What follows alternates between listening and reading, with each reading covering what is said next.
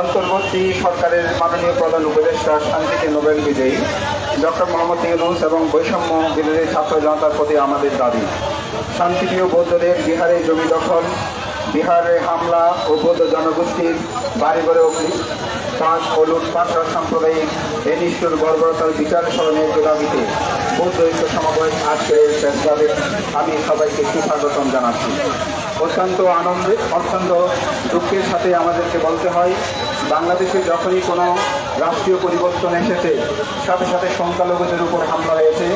গত 5ই আগস্ট দেশের পট পরিবর্তনের সাথে সাথে সেদিন থেকে আজ অবধি বহু জায়গায় বৌদ্ধদেরকে আঘাতপ্রাপ্ত করা হয়। বৌদ্ধদের বহু ব্যবসা প্রতিষ্ঠান ঘর বাড়ি জ্বালিয়ে দেওয়া হয়েছে এবং লোহাগাড়া থানার অন্তর্গত মুছরিয়া গ্রামের বহু পুরাতন প্রাচীন হাজার বছরের সেই বৌদ্ধ মহাশ্মশান দিন দুপুরে সহস্র সন্ত্রাসীর উপস্থিতিতে সেখানে বৌদ্ধদের শ্মশান দখল করে নিয়েছে।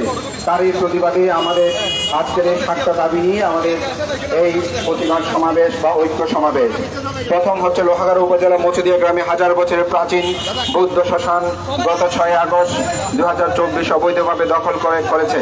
অনতি বিলম্বে উক্ত বৌদ্ধ শ্মশান দখলমুক্ত করার জন্য দাবি জানাচ্ছি।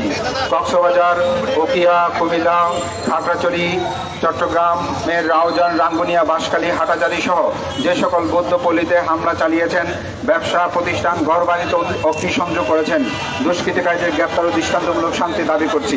নিরাপদ ও শান্তি রক্ষার জন্য বাংলাদেশের সমগ্র বৌদ্ধ পল্লীতে সেনাবাহিনী মোতায়েনের জন্য দাবি করছি।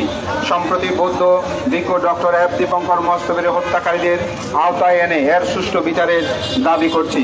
সংসদে 10% সংখ্যালঘু বরাদ্দ আসন এবং আইনগত মাইনরিটি ট্রাইব্যুনাল 7 বাংলাদেশ বুদ্ধিস্ট কল্যাণ ট্রাস্টকে ফাউন্ডেশন রূপান্তরিত করার আজকের এই ঐক্য বৌদ্ধ মহাসমাবেশ। আমি প্রথমেই বক্তব্য রাখার জন্য আহ্বান জানাচ্ছি আমাদের বৌদ্ধ সমাজের একজন নন্দিত ব্যক্তিত্ব প্রকৌশলী বিজয় তালুকদার।